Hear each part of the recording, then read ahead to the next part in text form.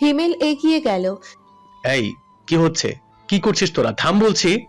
Senior বলে হিমেলের হুকুমে কাজ হলো। ছেলেগুলো থামলো। ইস্তাকের অবস্থা খারাপ, মুখ চোখ ফেটে রক্ত বেরুচ্ছে। হিমেল ইস্তাককে ছাড়িয়ে নিল। আরে সমস্যা কি? ওকে মারছিস কেন? ভাই, এই ছেলেটা বাইরে থেকে এসে আমাদের ক্যাম্পাসের মেয়ের সাথে ঝামেলা করেছিল। একজন উত্তর দিলে হিমেল চেঁচিয়ে উঠল। তাই বলে মারতে হবে? কি বলছে ও সেটা শুনবি না? বাইরে থেকে আসলেই সে দোষী, এটা কে বললো তোদের? ইস্তাক নিজেকে ছাড়িয়ে নিয়ে একদলা থুতু ফেলল রক্ত সমেত। মুখ চোখ বাঁকিয়ে বলল, আদ্রিতা আমার প্রেমিকা, প্রায় 3 বছর ধরে। খবর পেয়েছি ও নাকি ক্যাম্পাসে এক ছেলের সাথে প্রেম করছে। ও আমাকে ক্যাম্পাসে আসতে দেয় না। সেই ছেলে সহ হাতে হাতে ধরতেই আমি আজ ওকে না জানিয়ে ক্যাম্পাসে এসেছি। হিমেল সত্যি সত্যি অবাক হলো। গোল চোখে তাকিয়ে বলল, ভাই আমি তাহলে 2 নাম্বার। মানে? ইস্তাক বিরক্ত সূচক আওয়াজ দিল। হিমেল হাসল। গত বছর আদ্রিতার প্রেমিকের লিস্টে আমিও ছিলাম, তারপর আমি বাদ পড়লাম। ভেবেছিলাম আমি মনে হয় ওর প্রথম প্রেম।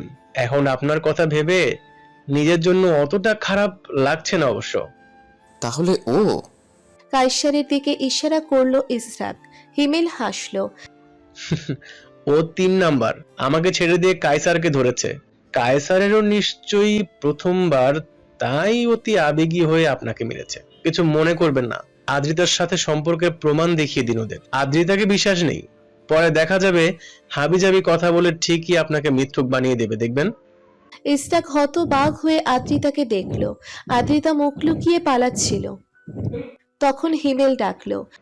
আয় আদ্রিতা, কোথায় যাচ্ছ? এদিকে এসো। বাধ্য হয়ে আদ্রিতাকে আসতে হয়। ইস্তাক মোবাইল বের করে কিছু ছবি দেখালো হিমেলকে। হিমেল সেটা কায়সারের দিকে এগিয়ে দিল। আমার আর দেখার দরকার নাই, ওকে আমার চেনা হয়ে গেছে, তুই দেখ। পরের কয়েক মুহূর্ত শুনশান নীরবতা। এরপর ঠাস করে চরের আওয়াজ। তুমি এতটা খারাপ সেটা জানা ছিল না আদ্রিতা। আমার অনুভূতি নিয়ে এইভাবে না খেললেও পারতে। আজ থেকে তোমার সাথে সব সম্পর্ক শেষ। কোনো কথা বলার চেষ্টা করবে না আমার সাথে। কায়সার চলে গেল ওর পিছু পিছু মনিরা। আদ্রিতা তখন গালে হাত দিয়ে দাঁড়িয়ে আছে। ইস্তাক ওর সামনে এলো। তোকে চড় দিয়ে হাত নোংরা করবো না আমি। এখন থেকে যত খুশি ততগুলো প্রেম করতে পারবি দিদি, কোনো বাধা নেই। তবে আমার কাছে আর আসিস না, চেষ্টাও করিস না, তাহলে খুব খারাপ হয়ে যাবে, বুঝলি? ইস্তাক চলে গেল। হিমেল ফুরফুরে মেজাজে আদ্রিতাকে দেখলো। এতদিন তোমার বিরহে কষ্টে ছিলাম আদ্রিতা, আজ মনে হচ্ছে যা হয়েছে ভালোই হয়েছে, আল্লাহ বাঁচিয়েছেন আমাকে। আর হ্যাঁ, নতুন কাউকে বাকরা বানাতে যেও না আবার। অবশ্য আজকের পর পারবে কিনা সেটাও কথা। হিমেল ইশারা করতেই শোভা হাসি হাসি মুখ করে হাত উঁচিয়ে ফোনটা নাড়ল। আদ্রিতার মুখ বিস্ময়ে হা হয়ে গেছে। সে ভাবতেও পারেনি এমন কিছু হতে পারে। সে দাঁত চেপে ধরে রাগ থামিয়ে রাখে। এই শোভাটা এদিকে এলো কি করে? কিভাবে খবর পেল? এতক্ষণ দাঁড়িয়ে দাঁড়িয়ে ভিডিও করছিল। আদ্রিতার ইচ্ছে হলো শোভার চুলের মুঠি টেনে মোবাইল কেড়ে নিতে, কিন্তু ওটা করা এখন সম্ভব হবে না বলেই দাঁত কিরমির করলো। হিমেল পাশে দাঁড়িয়ে ফিসফিস করলো। আজ ফেসবুকে ধামাকা হবে, ধামাকা। তুমি মোটামুটি বিখ্যাত হয়ে গেলে বলা যায়। কি দারুণ ব্যাপার, তাই না আদ্রিতা? হিমেল মিটমিটিয়ে হাসছে। শোভা ফিক করে হেসে দেয়। যেমন কর্ম তেমন ফল। কি বলিস আদ্রিতা? বিশাল বড় এক রচনার সাথে আদ্রিতার ভিডিও জুড়ে দিয়ে ফেসবুকে পোস্ট করেছে শোভা। পোস্ট করার ঘন্টা খানেকের মধ্যে পোস্ট ভাইরাল হয়ে গেল। হু হু করে ভিউ বাড়ছে আর শেয়ারের ছড়াছড়ি। দুদিনে ভিডিওর ভিউ 5 লাখের বেশি আর 2-3 হাজার share. Adrita talk of the ক্যাম্পাসে পরিণত হয়েছে। শোনা যাচ্ছে ওকে ইউনিভার্সিটি থেকে বহিষ্কার করা হতে পারে। মনিরার কাছে শুনেছে আদ্রিতা ক্যাম্পাসে নেই, সেদিন রাতের আধারেই পালিয়েছে। শুনে কিছুটা প্রশান্তি লাগে শোভার।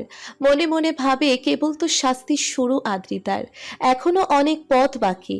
শোভার কষ্টের সমান কষ্ট না তার চাইতেও বেশি পাবে আদ্রিতা। ওকে পেতে হবে।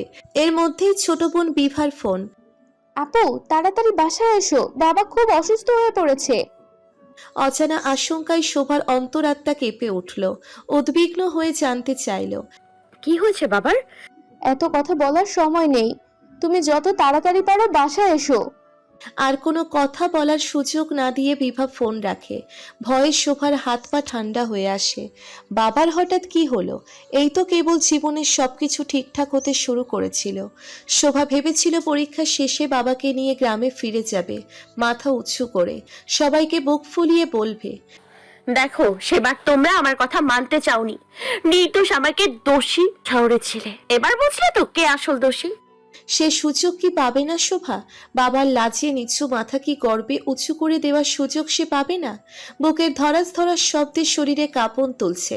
চোখের সামনে ছোটবেলায় দেখা বাবার ছবিটা ভেসে উঠছে বারবার। শোভার চোখ দুটো অকারণে ভিজে যাচ্ছে। কাঁদতে কাঁদতে শোভা হন্তদন্ত হয়ে তৈরি হয়ে বাসে ওঠে। মাকে দরজা খুলতে দেখে অবাক হলো শোভা। ঘরে ঢুকেই অস্থির শোভা ইতিউতি উকি দেয়। শুনশান নীরব হয়ে আছে পুরো বাড়ি। প্রশ্ন নিয়ে মাকে দেখল। সাজেদা ধীর স্বরে বলল, তোমার বাবা ঘুমাচ্ছেন, উঠলে ডাকবো, তুমি ততক্ষণে ফ্রেশ হয়ে নাও। এতক্ষণে টেনশন খানিকটা কমলো মায়ের কথা শুনে।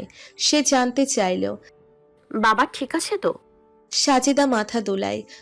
পরে কথা বলছি, তুমি ঘরে যাও। শোভা আর কথা বাড়ালো না। রুমে ঢুকে বিছানায় গা এলিয়ে দিল। বিভা আর সাদাত কাউকেই বাসায় পেল না দেখে বিস্ময় কম না ওর।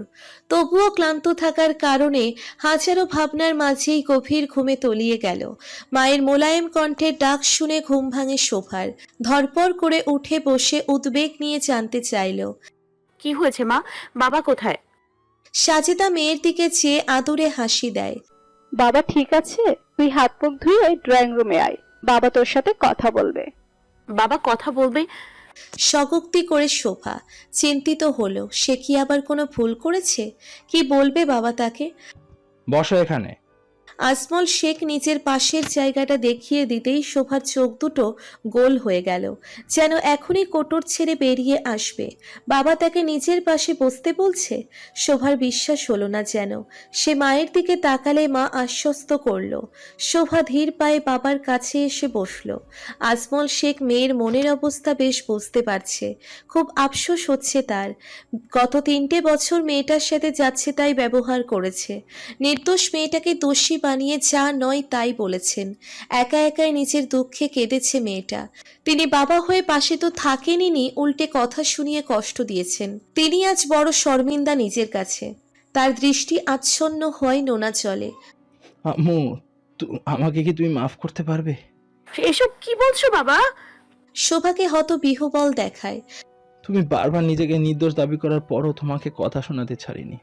বাবা হিসেবে তোমার সুখে দুঃখে পাশে দাঁড়ানোর কর্তব্য ছিল আমার, কিন্তু সেই কর্তব্য আমি পালন করিনি। সবচেয়ে বড় কথা, তুমি আমার সন্তান, তবুও তোমার কথার উপর বিশ্বাস রাখিনি। এর চেয়ে বড় লজ্জার কি বা আছে? গত 3টে বছর তুমি কতবার বলেছো তুমি নির্দোষ, অথচ আমি মানিনি। আম্মু, আমাকে তুমি ক্ষমা করো, বাবা হিসেবে আমি ব্যর্থ হয়েছি। শোভা হু হু করে কেঁদে দেয়। আজমল শেখ মেয়েকে বুকে জড়িয়ে নেয়। শোভা এবার শব্দ করে কেঁদে উঠল। গত 3 বছরে কতবার বাবার বুকে মাথা রাখতে চেয়েছে, অথচ পারেনি। অবশেষে সে আবার তার বাবাকে ফিরে পেল। আজ হঠাৎ সেই সুযোগ পেয়ে শোভা আনন্দ ধরে রাখতে পারে না। আনন্দে চোখের জল যেন ফোরাচ্ছে না। বিভা আমাকে ভিডিওটা দেখিয়েছে। অন্য সময় হলে বলতাম কাজটা করা তোমার ঠিক হয়নি, তবে আজ সে কথা বলবো না। নিজের সম্মান ফিরে পেতে তুমি যা করেছো তাতে বরং আমি গর্ববোধ করি। শোভা জলে ভেজা চোখ তুলে তাকায়। ঘরের মাঝে বিভা আর সাদাত এসে ঢুকলো। বোনের কাছে এগিয়ে এলো। উই আর সরি আপা, বিনা দোষে তোমাকে কত কিছু শুনতে হয়েছে, কত কথা বলেছি তোমাকে, মাফ করে দাও আপা। খুব ধুর বোকা, মাপ চাইছিস কেন?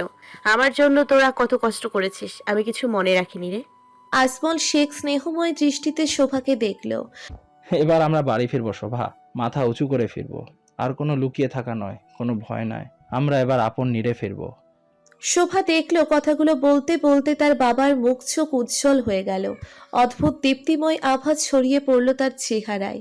শোভার ভিডিওটা বাড়ির সবাইকে দেখানোর গুরু দায়িত্বটা রিফাত পালন করেছে এবং অতি অবশ্যই ভিডিওটা তার কাছে পাঠিয়েছে তার খবরি লালবন্ধু মিনহাজ। ভিডিও দেখতে বসে রিফাত অবাকের চাইতেও অবাক হলো। লেখাগুলো পড়ে মোবাইলের দিকে অবিশ্বাস নিয়ে হাঁ করে তাকিয়ে থাকলো কিছুক্ষণ। তারপর গলা ফাটিয়ে হাসলো উচ্চস্বরে। স্বরে। যদিও হাসাটা অনুচিত হচ্ছে, তবুও হাসি আটকাতে পারল না কিছুতেই। মনে হচ্ছে আজ একটা স্বর্ণালী দিন তার জন্য। শোভা করেছেটা কি, আর কিভাবে করলো এই অসাধ্য সাধন? সে মোবাইল হাতে নিয়ে প্রায় ছুটে বেরিয়ে গেল। বাবা মায়ের রুমে উকি দিল। বাবা মা, তোমরা কি ঘুমিয়ে গেছো? গোলাম রসুল শুয়েছিলেন আর রোকিয়া কারোর সাথে ফোনালাপে ব্যস্ত ছিল। দুজনেই ছেলের দিকে তাকালেন। গোলাম রসুল উঠে বসলেন। কি হচ্ছে? তোমাদের কিছু দেখাতে চাই। টিভিটা কি অন করতে পারি বাবা? রোকিয়া উৎসাহী হয়ে কান থেকে ফোন নামিয়ে রাখল। গোলাম রসুল মাথা দুলালেন। রিফাত টিভিতে ভিডিওটা চালিয়ে সরে দাঁড়ালো। বাবা মায়ের প্রতিক্রিয়া, বিশেষ করে মায়ের প্রতিক্রিয়া দেখার লোভ সামলাতে পারছে না সে। 10 মিনিট পরেই গোলাম রসুল শিরদাঁড়া খাড়া করে উঠে বসলেন আর রোকিয়া একদম স্থির হয়ে গেলেন। দুজনেই কয়েকবার করে একে অপরকে দেখলেন। আরে, এটা কি আমাদের আদ্রিতা? রিফাতের বুক ধুকপুক করছে। সে মাথা নাড়ে। হ্যাঁ বাবা। সাথের ছেলেটাকে খুব চেনা চেনা লাগছে যে। রোকিয়া পালাক্রমে রিফাতকে আর স্বামীকে দেখছে। তার কপালে ঘামের রেখা। রিফাত ভাবছে নামটা বলবে কিনা। ছেলেটা কি আমাদের গালিব না? ও আদ্রিতার ভার্সিটিতে কেন গিয়েছে? কি করছে ওখানে? গোলাম রসুল হতবাক হয়ে গেলেন। রিফাত হাঁপ ছেড়ে বাঁচে। বাবা নিচু মুখে বলে তাকে বিরাট সমস্যা থেকে বাঁচিয়ে দিল। রিফাতের নিঃশ্বাস বুঝে আসে, তবুও। হ্যাঁ বাবা, আমাদের গালিব। আদ্রিতার সাথে নাকি অনেকদিন যাবত ওর সম্পর্ক। পুরোটা দেখো, বুঝতে পারবে সব। রোকিয়া হতবুদ্ধি হয়ে গেল। এটা কিভাবে সম্ভব? আমাদের গালিব আর আদ্রিতা? রিফাত কিছু না বলে কেমন ঢোক গিলল। ভাবছে সেদিন তাহলে এই কারণেই গালিব তার কাছে এসেছিল, তার মনের ভাব জানতে। গালিবও আর মেয়ে পায়নি, একেবারে পচা শামুকে পা কেটে ফেলেছে। বেদম হাসি পাচ্ছে তার। বাবা মায়ের মুখ চেয়ে হাসতে পারছে না। রিফাত ঠোঁটের কোণে হাসি ঝুলিয়ে দাঁড়িয়ে রইল। অপেক্ষা করছে বাবা মায়ের রেসপন্সের। সে দেখতে চাই এরপর বাবা মা কি করে তাদের গুণবতী মেয়ে আদ্রিতাকে। গোলাম রসুল জরুরি মিটিং ডেকেছে ঘরের মধ্যে। গতকাল আদ্রিতার বাবা মা ঢাকায় চলে এসেছে। মিটিংয়ের আগে গালিব ওরফে ইসরাককে খবর দিয়েছে রিফাত। মিটিংয়ে তার উপস্থিতি জরুরি। রিফাত এসে বসেছে পিছনে। গালিবকে হেঁটে আসতে দেখে উপস্থিত মানুষগুলো আঁতকে উঠল। প্রায় সপ্তাহ খানেক পরেও যেমন অবস্থা, তাতে ভালো মার খেয়েছে বোঝা যাচ্ছে। ডান চোখ ফুলে একাকার, বাম চোয়াল ছিলে গেছে, নাক ভোঁচকে আছে। রোকেয়া ছেলেকে দেখে আঁতকে উঠলেন। অবস্থা এত ভয়াবহ তার জানা ছিল না। গালিব কদিন তার রুম থেকে বের হয়নি। সে প্রায় ছুটে এসে ছেলেকে ধরল। এ কি অবস্থা তোর? গালিব সংকোচ নিয়ে নিজেকে ছাড়িয়ে নেয়। তেমন কিছু না মা, ঠিক হয়ে যাবে। গোলাম রসুল শক্ত হয়ে রইলেন। এখন আবেগ দেখানোর সময় না, শক্ত হয়ে সিদ্ধান্ত নেওয়ার সময়। কাজেই নরম ব্যবহার করার প্রশ্নই ওঠে না। বসো তোমরা, আমি খুব জরুরি কথা বলবো বলে তোমাদের ডেকেছি। মিজান আর কানিজও আছে, কাজেই মন দিয়ে কথাগুলো শোনো। মিজান নড়ে চড়ে বসল। জি ভাইজান, কি বলবেন বলেন। কথা হলো তোর মেয়েকে নিয়ে মিজান। আমার মনে হয় এই কদিনে তোরা দুজনও জেনে গেছিস কি বলতে পারি। মিজান মাথা নিচু করলো। কানিজ আদ্রিতাকে বাঁচানোর চেষ্টা করলো। ভাইজান, ছোট মানুষ ভুল করে ফেলেছে, মাফ করে দেন। গোলাম রসুল হুঙ্কার দিলেন। ছোট মানুষ? তুমি কি বুঝে কথা বলছো কানিজ? নাকি মেয়েকে বাঁচাতে এখনো চোখে পট্টি বেঁধে রেখেছো? তুমি দেখেছো কি করেছে? সবচেয়ে বড় কথাও আমার ছেলের গায়ে হাত তুলেছে। এমন কাজ করার সাহস কি করে হলো? কানিজ কেঁপে উঠে মুখে কুলু পাটে। গোলাম রসুলের এমন রূপ আগে দেখেনি সে। পড়ালেখায় ভালো বলে ওকে নিজের বাড়িতে রেখে দিয়েছিলাম, এখন দেখছি দুধকলা দ্বীপ সাপ পুষেছে। আমার খেয়ে আমাকেই দংশানোর চেষ্টা। ওর কি ধারণা ছিল ওকে ছেলের বউ হিসেবে মেনে নিতাম আমি? এত সহজ? মিজান বা কানিজের প্রতি উত্তর দেওয়ার সাহস হলো না। আর গালিব, তোমার কাছ থেকে এমন কাজ আশা করিনি। বলা যায় আদ্রিতা তোমাকে বাঁচিয়ে দিয়েছে, তা না হলে আমি আগে এমন কিছু টের পেলে খুব খারাপ হতো। বাবা হিসেবে তোমাদের যথেষ্ট ছাড় দিয়েছি, তার মানে এই না যে যা খুশি তাই করবে আর আমি মেনে নেব। জীবন সঙ্গী হিসেবে ভুল মানুষকে বেছেছিলে। তোমার পছন্দ যে ভুল ছিল সেটা তো এখন দেখতেই পাচ্ছ। গালিব মাথা নিচু করলো। অপমানে ওর মুখ চোখ অরুণ রঙে রঙিত।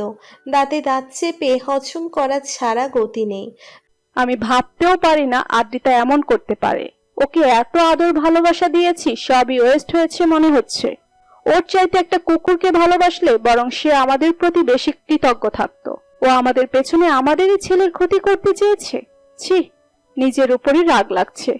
নিজের সন্তানের চাইতে বেশি বিশ্বাস করেছি ওকে। রোকিয়া নিজের রাগ ছাড়লেন। গোলাম রসুল প্রশ্ন করলেন,